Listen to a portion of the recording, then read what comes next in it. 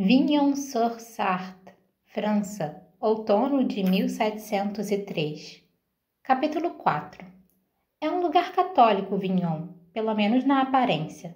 Há uma igreja no centro da aldeia, um edifício solene de pedra onde toda a gente se dirige para salvar a sua alma. A mãe e o pai de Adeline ajoelham-se aí 2 vezes por semana, persignam-se, dizem as suas orações e falam de Deus. Adeline tem agora 12 anos, por isso também o faz, mas reza do mesmo modo que o pai vira os pães de forma para deixá-los direitos e que a mãe lambe o polegar para apanhar grãos de sal dispersos, por uma questão de hábito, de forma mais automática do que a fé. A igreja na cidade não é nova, e tampouco Deus, mas Adeline passou a pensar nele desse jeito graças a Estelle, que diz que o maior perigo da mudança é deixar que o novo substitua o velho. Estelle que pertence a todos, a ninguém e a si mesma. Estelle que cresceu como uma árvore no coração da vila à beira do rio e que com certeza nunca foi jovem, que brotou do próprio solo com as mãos retorcidas, a pele como a casca das árvores e as raízes profundas o bastante para chegarem ao seu próprio poço escondido. Estelle acredita que o novo Deus é uma coisa ornamentada. Acha que ele pertence às cidades e aos reis, que fica sentado sobre Paris em uma almofada dourada e que não tem tempo para meros camponeses no lugar entre a madeira, a pedra e a água do rio. O pai de Adeline acha que Estelle é lunática. Sua mãe diz que a mulher vai acabar no inferno, e certa vez, quando Adeline repetiu essas palavras, Estelle deu sua risada de folhas secas e disse que tal lugar não existia, somente a terra escura e fria e a promessa do sono. Então, e o paraíso? Perguntou Adeline. O paraíso é um sítio agradável à sombra, uma árvore ampla sobre os meus ossos. Aos 12 anos, Adeline se pergunta a que Deus deveria rezar para fazer com que seu pai mudasse de ideia. Ele carregou a carroça com artesanato para a viagem até Le Mans e colocou arreio em Maxime, mas pela primeira vez em 6 anos, Adeline não vai acompanhá-lo. Ele prometeu trazer para ela um bloco de papel em branco e novos materiais de desenho, mas os dois sabem muito bem que ela preferiria ir e não ganhar presentes. Preferiria ver o mundo lá fora a ter outro bloco para desenhar. Ela está ficando sem modelos. Memorizou os contornos desgastados da vila e todos seus rostos familiares. Mas neste ano, sua mãe decidiu que não era certo nem apropriado que ela fosse ao mercado, embora Adeline saiba que ainda cabe perfeitamente bem no banco de madeira ao lado do pai. A mãe desejava que ela fosse mais parecida com Isabelle Terreau, doce, bondosa e com uma absoluta falta de curiosidade, satisfeita por poder manter os olhos descidos sobre a malha em vez de olhar para cima, para as nuvens, em vez de se perguntar o que fica para lá da curva, para lá da encosta. Mas Adeline não sabe ser como Isabelle, não quer ser como Isabelle. Só quer ir a Le Mans e, uma vez lá, observar as pessoas e ver todos os ofícios e provar a comida e descobrir coisas de que ainda não ouviu falar. Por favor, diz enquanto o pai sobe para a carroça. Devia ter se enfiado entre as peças de madeira, bem escondida por debaixo da lona. Mas agora é demasiado tarde, e quando Adeline estende o braço para a roda, a mãe agarra-a pelo pulso e puxa-a para trás. Chega, diz. O pai as encara e em seguida desvia o olhar.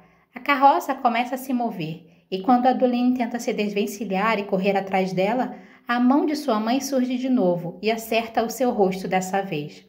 As lágrimas brotam em seus olhos, junto com o rubor intenso antes do hematoma iminente, e a voz da mãe a atinge como um segundo tapa. Você não é mais criança. Então Adeline compreende, e ao mesmo tempo não compreende de todo. Sente-se como se tivesse sido castigada por simplesmente ter crescido. Está tão zangada nesse momento que quer fugir. Quer atirar a costura da mãe para a lareira e partir todas as esculturas inacabadas do pai na oficina. Ao invés, vê a carroça descrever a curva e desaparecer por entre as árvores, com uma mão fechada sobre o anel do pai. Adeline espera que a mãe a solte e que a mande ir tratar dos seus afazeres. E então vai ter com Estelle. Estelle, que ainda venera os velhos deuses. Adeline devia ter 5 ou 6 anos a primeira vez que viu a mulher mergulhar a sua taça de pedra no rio. Era um objeto bonito, com um padrão denso como renda dos lados, e a idosa limitou-se a deixá-la cair, apreciando-o chapinhar. Tinha os olhos fechados e os lábios moviam-se. E quando Adeline interceptou a velha, já era velha, sempre fora velha, a caminho de casa, Stella disse que estava a rezar aos deuses. Para quê? O bebê de Marie não está na posição que deveria. Pedi aos deuses do rio que façam com que as coisas fluam bem. Eles são bons nisso. Mas por que você deu a sua taça para eles? Porque os deuses são gananciosos, Adi. Adi, um apelido carinhoso que sua mãe desdenhava porque ele parecia de menino. Um nome que seu pai preferia, mas apenas quando os dois estavam sozinhos. Um nome que ecoava como um sino em seus ossos. Um nome que combinava muito mais com ela do que a do Lynn. Agora, ela encontra Estelle na horta de sua casa, de cócoras, entre as mudas silvestres de abóbora e com a coluna espinhosa de um arbusto de amoras tão encurvada quanto um galho retorcido. Adi, a velha senhora a cumprimenta sem erguer o olhar. É outono, e o solo está entulhado de sementes de frutas que não amadureceram como deveriam. Adi empurra as sementes com a ponta do sapato. Como você fala com eles? Com os deuses antigos. Você os chama pelo nome? Pergunta. Stella se endireita, e suas juntas estalam como galhos secos. Caso esteja surpresa com a pergunta, não demonstra. Eles não têm nome. Existe algum feitiço? Stella lança um olhar penetrante para a menina. Feitiços são coisas de bruxas, e bruxas costumam ser queimadas na fogueira. Então, como é que você reza? Com oferendas e louvores, mas mesmo assim os deuses antigos são volúveis, não são obrigados a atender às preces. E aí o que você faz? Você segue a vida. Ela mordisca a parte interior da bochecha. Quantos deuses existem, Stella? Eles são tão numerosos quanto as suas perguntas, responde a anciã sem uma gota de desdém na sua voz. E Adi sabe que precisa ser paciente, prender o fôlego até ver indícios de abrandamento em Stella. É como esperar do lado de fora depois de ter batido na porta de um vizinho sabendo que ele está em casa. Ela pode ouvir os passos, o rangido baixo da fechadura e sabe que a porta vai se abrir. Stella solta um suspiro alto cedendo. Os velhos deuses estão por toda parte, diz. Nadam no rio e crescem no campo e cantam no bosque. Estão no sol que banha o trigo e sob as árvores jovens na primavera. E nas gavinhas que crescem pela parede daquela igreja de pedra. Reúnem-se nos limites do dia, de madrugada e sob o crepúsculo. Os olhos de Adi semicerram-se. Você me ensina a invocá-los? A mulher suspira, sabendo que a Adeline Larry não é apenas esperta, mas também teimosa. Começa a percorrer o jardim com dificuldade até em casa. E a garota segue-a, receando que se Stella chegar à porta antes de responder, a possa fechar sobre aquela conversa. Mas Stella olha para trás, de olhos cortantes no seu rosto enrugado. Existem regras. Adeline detesta regras, mas sabe que, por vezes, são necessárias. Como, por exemplo, você precisa se prostrar perante eles. Você tem que levar um presente, algo que seja precioso para você. E tem de ter cuidado com aquilo que pedes. Adeline reflete. Só isso? O rosto de Stella ensobrece. Os velhos deuses podem ser poderosos, mas não são nem clementes nem compassivos. São volúveis, inconstantes como o luar sobre a água ou as sombras numa tempestade. Se insistires em invocá-los, atenta bem nisto. Tens de ter cuidado com o que pedires, prontificando-te a pagar o preço. E por mais desesperada ou atribulada que seja a situação, nunca rezes aos deuses que respondem depois de escurecer. 2 dias mais tarde, quando o pai de Adeline regressa, vem com um bloco de papel suave novo e uma série de lápis pretos de grafite presos com um cordel, e a primeira coisa que Adeline faz é escolher o melhor e espetá-lo no chão, por trás do jardim, e rezar para que, da próxima vez que o pai vá ao mercado, possa ir com ele. Mas se os deuses a ouviram, não responderam. Nunca mais iria ao mercado. Vignon-sur-Sarthe, França, primavera de 1707. Capítulo 5. Em um piscar de olhos, os anos se esvaem como água entre os dedos. Adeline agora tem 16 anos. e todas as pessoas falam dela como se fosse uma flor de verão, algo a acolher e enfiar numa jarra, destinado apenas a florir e depois a murchar. Tal como Isabelle, que sonha com uma família em vez da liberdade e que parece satisfeita por florescer e depois murchar. Não, Adeline decidiu que prefere ser uma árvore como Estelle. Se tiver de desenvolver raízes, prefere que a deixem florescer selvagem em vez de ser podada. Prefere ficar sozinha, que a deixem crescer sob o céu aberto. Melhor isso do que lenha, cortada apenas para arder na lareira de alguém. Apoia o cesto de roupa na anca e endireita a coluna, descendo o declive coberto de ervas daninhas até o rio. Quando chega à margem, despeja o cesto, amontoando a roupa suja na relva, e ali, escondido como um segredo entre as saias e os aventais e a roupa interior, encontra-se o caderno de desenho. Não o primeiro, juntou-os ano após ano, tendo cuidado de preencher cada centímetro de espaço, de modo a aproveitar ao máximo cada página em branco. Apesar disso, cada um deles é como uma vela que queima em uma noite sem luar, sempre chegando ao fim rápido demais. Não ajuda muito o fato de ela continuar dando pedacinhos de papel por aí. Tira os sapatos com os calcanhares e se deita na encosta com as saias amontoadas sob o corpo. Passa os dedos pela grama de ervas daninhas e encontra a borda rasgada do papel em que está um dos seus desenhos preferidos, dobrado, enquadrado e levado até a margem na semana passada, logo depois que o sol nasceu. Um presente, enterrado como uma semente, ou uma promessa, uma oferenda. Adeline ainda reza para o novo Deus quando é necessário, mas quando seus pais não estão olhando, também reza para os deuses antigos. Pode fazer ambos, guardar um deles na bochecha como um caroço de cereja enquanto sussurra para o outro. Até agora, nenhum dos dois atendeu às suas preces. E mesmo assim, Adeline tem certeza de que estão ouvindo. Na primavera passada, quando Georges Carrun começou a olhar para ela de um jeito diferente, Adeline rezou para que ele desviasse o olhar para outra pessoa, e o rapaz começou a reparar em Isabelle. Desde então, Isabelle se casou com ele e agora está grávida do primeiro filho, desgastada por todos os tormentos que vieram junto. No outono passado, quando Arnold Thieu deixou claras as suas intenções, Adeline rezou para que encontrasse outra garota. Não encontrou, mas nesse inverno adoeceu e morreu, e Adeline sentiu-se terrivelmente mal por se sentir aliviada, embora tivesse continuado a alimentar a corrente com bugigangas. Rezou, e alguém deve ter ouvido, porque continua livre. Livre de lhe fazerem a corte, livre do casamento, livre de tudo, à exceção de Vignon, deixada em paz para crescer e sonhar. Adeline senta-se na encosta, com um caderno de desenho equilibrado nos joelhos. Tira da algibeira a bolsa fechada com um cordão, e uns quantos pedaços de carvão e alguns lápis usados chacoalham como moedas num dia de mercado. Costumava aprender o grafite enrolando-o num pano para manter os dedos limpos, até que o pai talhou umas tiras estreitas de madeira à volta dos paus escuros e lhe mostrou como segurar na faquinha, como aparar as extremidades e desbastar o exterior até se tornarem pontas.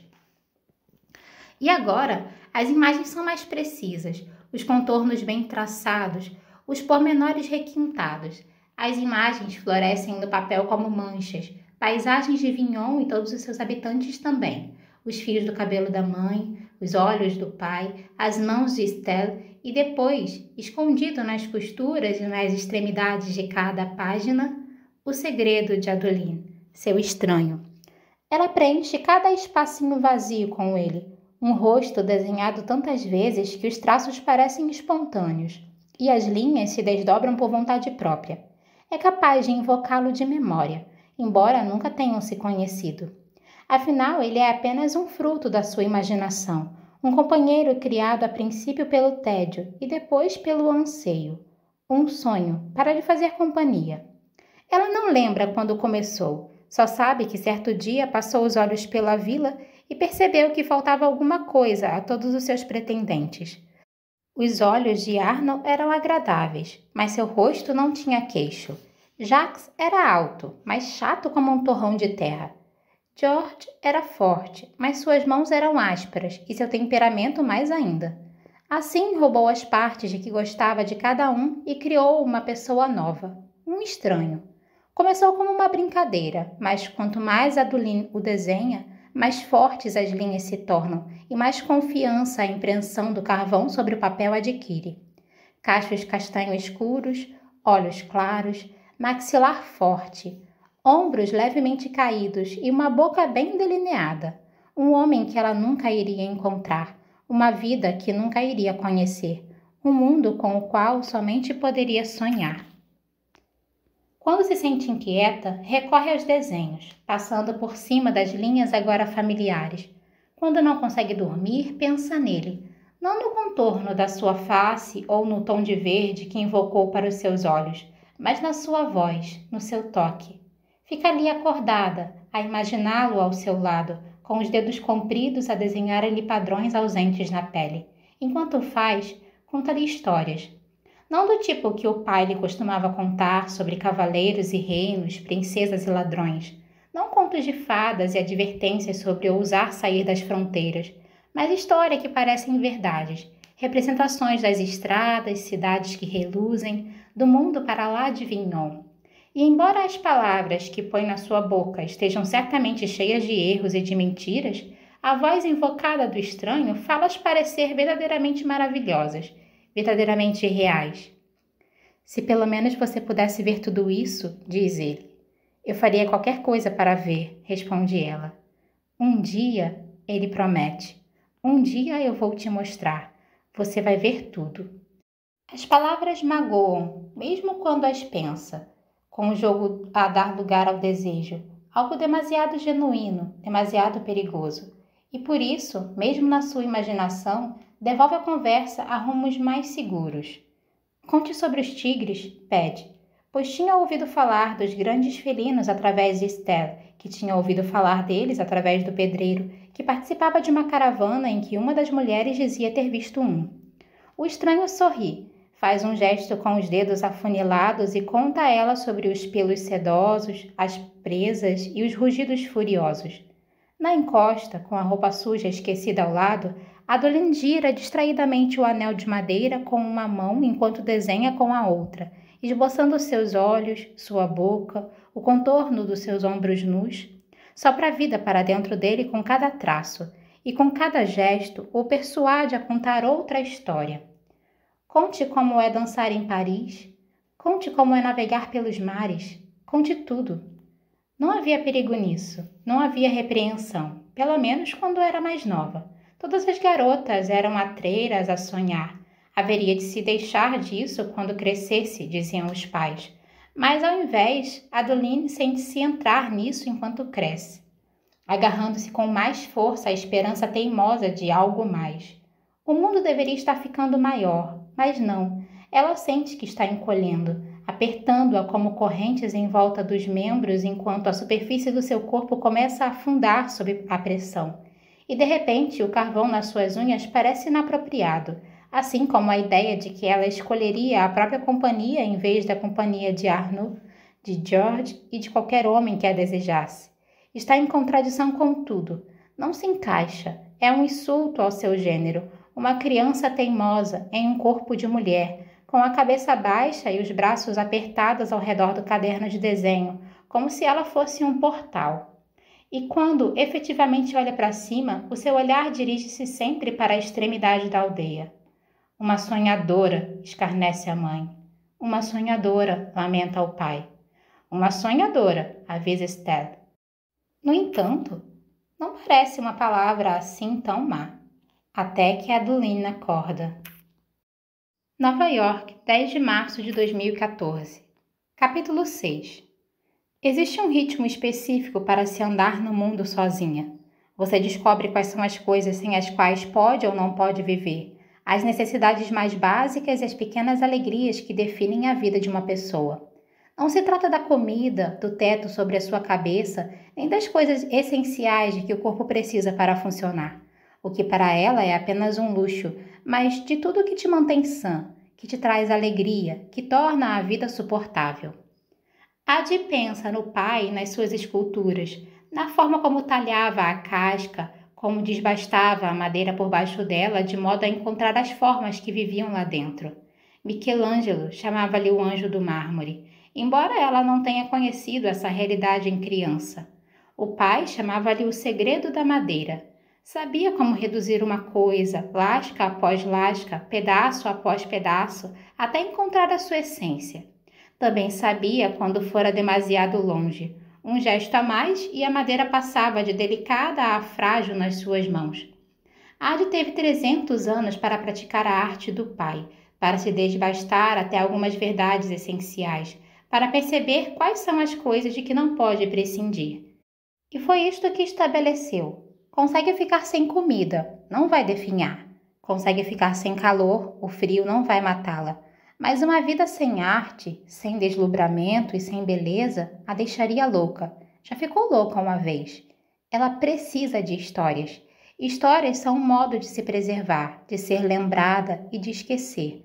As histórias vêm à tona em diversos formatos: desenhos, canções, pinturas, poemas, filmes e livros. Ela descobriu que os livros são uma maneira de se viver milhares de vidas diferentes, ou de encontrar forças para viver uma muito longa. Depois de subir 2 quarteirões no bairro de Flatbush, se depara com a familiar mesa verde dobrável na calçada, coberta de livros, e com Fred curvado na cadeira bamba logo atrás, seu nariz vermelho enfiado em um volume de M de Malícia. Certa vez, quando lia J de julgamento, o senhor explicou a ela que estava determinado a completar toda a série Alfabeto do Crime de Sue Grafton antes de morrer. Adi espera que consiga. Fred tem uma tosse persistente e ficar sentado ao ar livre no frio não é uma boa ideia. Mas toda vez que ela passa por ali, ele está sempre no mesmo lugar. Fred nunca sorri nem joga a conversa fora. Tudo o que Adi sabe a respeito dele arrancou palavra por palavra durante os últimos 2 anos, um processo lento e vacilante. Sabe que é viúvo e que mora no 2º andar. Sabe que os livros pertenciam à sua esposa Candace e que depois que ela morreu ele empacotou todos os volumes e desceu com eles para vendê-los. Que esse é o seu modo de deixá-la ir embora aos poucos, vendendo o próprio luto. Adi sabe que ele fica sentado na rua porque tem medo de morrer no apartamento e não ser encontrado, de ninguém sentir sua falta. Se eu desmaiar aqui fora, pelo menos alguém vai perceber, diz ele. É um velho carrancudo, mas Adi gosta dele. Consegue enxergar a tristeza através de sua raiva, o resguardo do sofrimento. Suspeita que, na verdade, ele não quer se desfazer dos livros. Não estipula um preço, só leu alguns poucos e às vezes é tão rude e seu tom de voz tão frio que chega a afugentar os clientes, mas mesmo assim eles vêm e compram. Apesar disso, sempre que a quantidade de exemplares parece diminuir, surge uma caixa nova e o conteúdo é desembalado para preencher as lacunas. Nas últimas semanas, Adi começou a avistar mais uma vez lançamentos entre os livros mais antigos, capas novas e lombadas intactas entre as brochuras gastas. Ela se pergunta se ele os compra ou se outras pessoas passaram a fazer doações para a sua estranha coleção. Adi diminui o ritmo, seus dedos dançam sobre as lombadas. A seleção é sempre uma combinação de notas dissonantes, thriller, biografia, romance, principalmente títulos comerciais e batidos, entrecortados por alguns livros de capa dura e reluzente. Parou para os estudar 100 vezes, mas hoje limita-se a empurrar o livro que se encontra na ponta para sua mão, num gesto leve e rápido, como de um mágico, um truque de prestidigitação, uma prática muito aperfeiçoada. Adi enfia o livro debaixo do braço e continua a andar. O velho não chega a olhar para cima. Nova York, 10 de março de 2014. Capítulo 7. O mercado se reúne nos limites do parque como um aglomerado de mulheres velhas. Depois de ter ficado bastante reduzida por causa do inverno, a quantidade de barracas encimadas por toldos brancos está finalmente começando a aumentar de novo, e respingos de cor salpicam a praça onde legumes frescos brotam entre tubérculos, carnes, pães e outros itens básicos resistentes ao frio. Adi avança entre as pessoas em direção à pequena tenda branca em frente aos portões do Prospect Park. Acorde e sorria é uma barraca de café e tortas doces gerenciada por uma dupla de irmãs que faz Adi se lembrar de Estelle, se a anciã tivesse sido duas pessoas em vez de uma, divididas pelo tipo de temperamento. Se tivesse sido mais gentil e mais meiga ou, quem sabe, simplesmente vivido outra vida em outros tempos. As irmãs ficam ali o ano inteiro. Caia neve ou faça sol, uma pequena constante em uma cidade que se transforma continuamente. Oi, querida, cumprimenta Mel, com ombros largos, cachos rebeldes e o tipo de doçura que faz estranhos se sentirem parte da família. Adi adora essa ternura espontânea. Tem vontade de se abrigar nela como se fosse um suéter velhinho.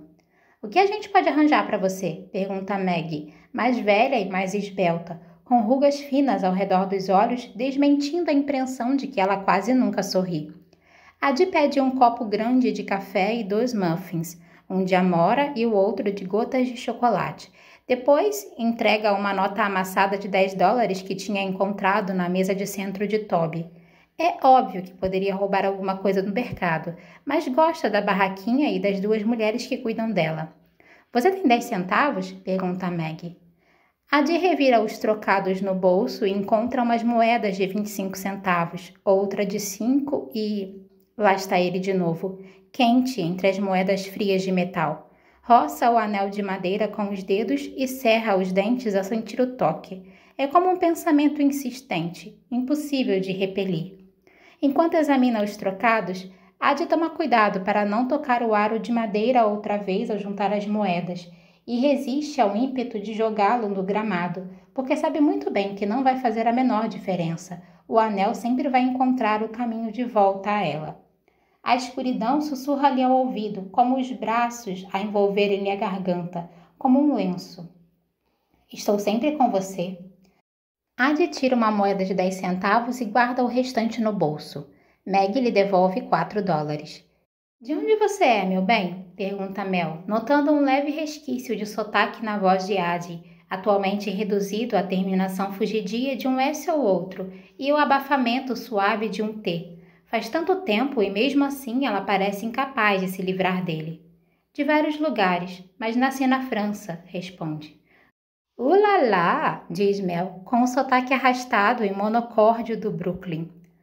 Aqui está, raio de sol, diz Maggie, entregando uma sacola com os muffins e um copo comprido. Adi envolve os dedos no papel, apreciando o calor nas mãos frias. O café é forte e escuro, e assim que bebe um gole, ela sente a quentura descendo por todo o corpo. No mesmo instante, está de volta a Paris, a Istambul, a Nápoles. É um gole cheio de lembranças.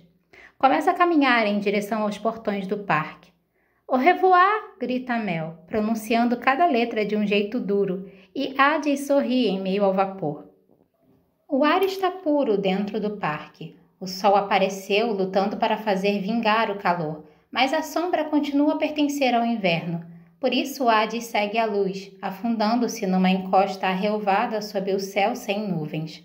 Deixa o muffin de amora em cima do saco de papel e beberica o café enquanto examina o livro que pegou emprestado da mesa de Fred. Não tinha se dado ao trabalho de olhar qual era, mas agora sente uma ligeira pontada no coração ao ver o exemplar de capa macia pelo desgaste com um título em alemão. Kinderoldhausmärchen, dos Brüder Grimm. Contos de fadas dos irmãos Grimm. Seu alemão está enferrujado, guardado nos recônditos de sua mente em um canto que ela não visita muito desde a guerra. Agora Adi tira a poeira dali. Sabe que debaixo da camada de sujeira o espaço continua intacto, intocado. A dádiva da memória. Ela vira as páginas antigas e frágeis, enquanto seus olhos tropeçam nas palavras. Era uma vez... Adoro esse tipo de histórias. Quando ainda era criança e o mundo era pequeno e sonhava com portas abertas. Mas Adi agora sabe perfeitamente que essas histórias estão cheias de seres humanos tolos a fazerem coisas tolas, de narrativas a advertir sobre deuses e monstros e de mortais gananciosos que querem muito e depois não conseguem compreender o que perderam, até pagarem o preço e ser muito tarde para o reclamarem de volta. Uma voz ergue-se como fumo dentro do seu peito. Nunca rezes aos deuses que respondem depois de escurecer. Adi atira o livro para o outro lado e afunda-se para trás na relva, fechando os olhos enquanto tenta saborear o sol.